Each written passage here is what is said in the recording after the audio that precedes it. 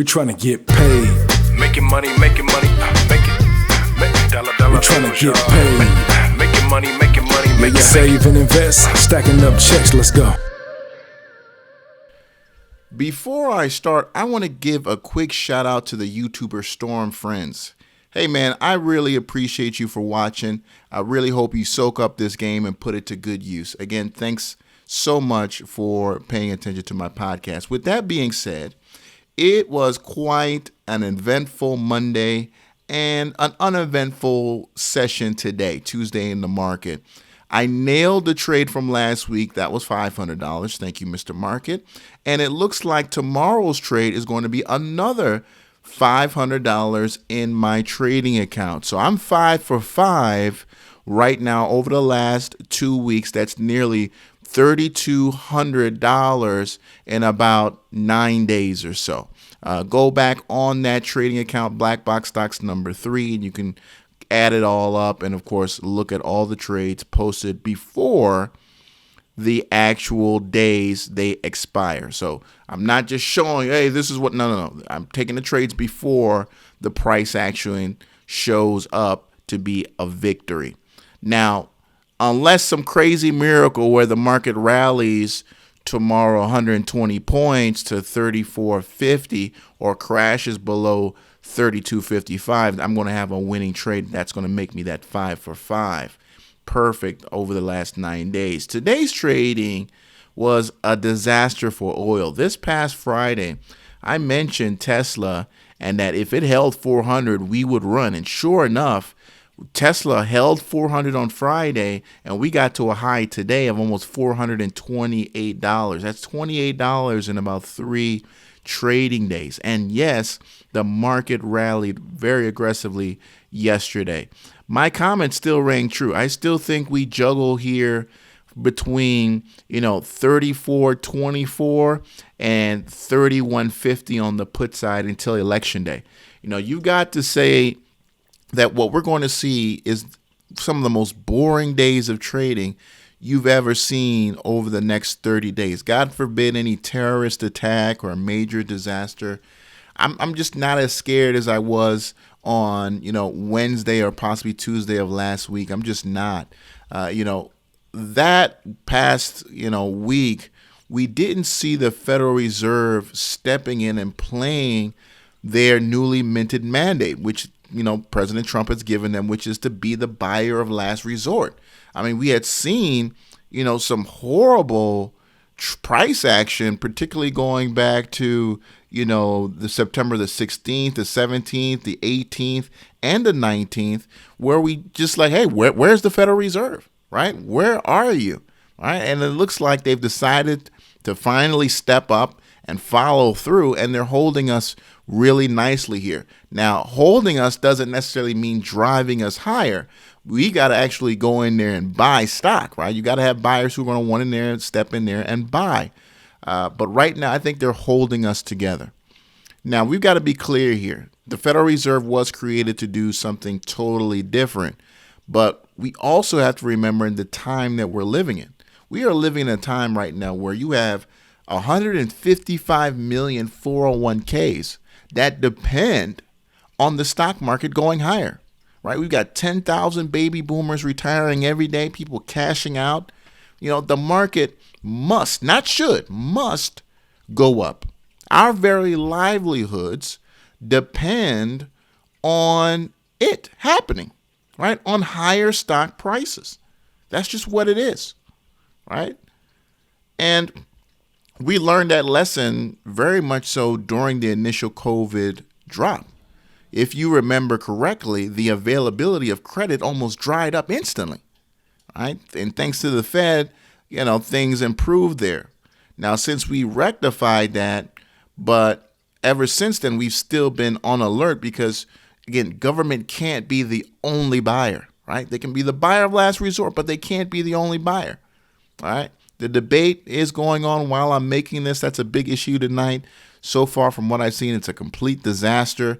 I'm going to be really interested to see how many of you guys think about the debate. Please leave that in the comments. I'm very curious as to what you guys think that shit show turned out to be. Your thoughts on that. It should have some effects on the trading day tomorrow, but not so much. Not so much. At the end of the day, I still think we continue to slowly go higher, or just at least, drag between those levels, right? Drag between those levels. But I would be surprised if we don't slap 3,400 soon. I mean, we should slap 3,400 pretty soon. But, looking at the futures right now, we seem to be, again, just continuing with this kind of weak sideways price action. And I totally get it. I understand how frustrating it is to trade a sideways market, because many of you guys are day traders and you are, all about the up and the down, right? A sideways market sends a lot of fake signals, right? So you're going to have to learn how to trade on a higher time frame, a time frame that can smooth out those fakes. And I know it's not fun. I know it looks quite boring, but you're going to have to find something to hide some money in right now. You need to put some money to work, but put it in some great companies that aren't going to, leave you burned over the next couple of days and weeks. Look at the VIX and where we are right now. 27 VIX today. We went even higher. I mean, we went higher, in terms of the market overall on Monday, but we also had a higher VIX. So, don't call it the fear index. Call it the uncertainty index, because the lower it is, the more certain people are about the financial future of this country. And the higher it is, the more uncertain they are. That's how I look at the VIX, and I think that's how a lot of people should look at it, right? It doesn't have anything to do with fear, because every spike in the VIX, if you really study those days, it has a lot to do with uncertainty, right? So that's a way that I kind of want to put that information out there for you to look at the VIX differently. Now, getting back to today's trading day, the only sector that was green was communication. And that is represented by the ETF XLC. Now, what's in XLC? Facebook, Google, Activision, which is ATVI, Netflix, Disney, Twitter, all of these besides Activision were up. Disney, by the way, announced that they were firing 28,000 employees. Wall Street loved that news. Oh man, they were so excited when they heard some people were going to, struggle to find something to eat. That stock popped. I think those are the kind of stocks you need to be in for the next 4 weeks, because I just don't see who else gets any play while we figure out who the next president of the United States is going to be, while so many people are still working from home. These stocks make a lot of sense for where we are right now. Look at what Zoom did today. That stock should have gone higher, but it's overbought on those RSIs. I mean, it's really, really up there.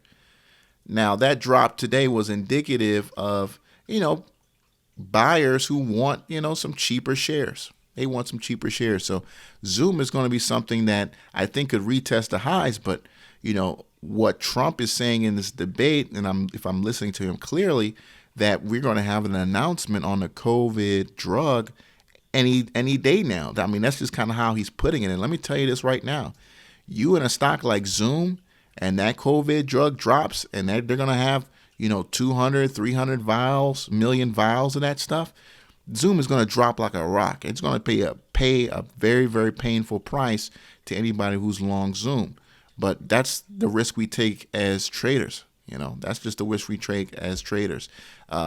Speaking about positioning, look at what's going on in mRNA. That's that crappy COVID play. That's not going to be the final winner, but is benefiting from the anticipation of a vaccine play. And that's up $6 a share since I really last spoke on that. So there's some serious positioning going on in that space. We had a spike in gold thanks to the Democrats' new spending bill. That sent gold up $40 a share. Pay attention to that. I like where gold and silver is here. Gold in particular, because, this is has been a very strong pullback. Look at a stock like GLD if you're interested. If you can get it below $176 and you use that stop loss, which is the low there of $172 a share, I think that's a great swing trade, right? And 172 would be your stop loss.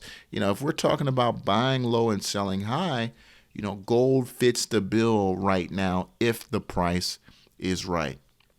So again, not much, exciting things going on in the market. You got a lot of stocks that are just kind of drifting.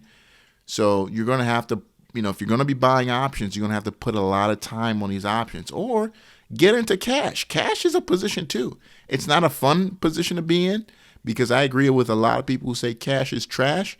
But at the same time, if you don't see a position available that makes sense for you, that's affordable to you, then you go into cash until things get a lot more clear for you. It's your boy Sal. Tomorrow is another trading day. Trade well.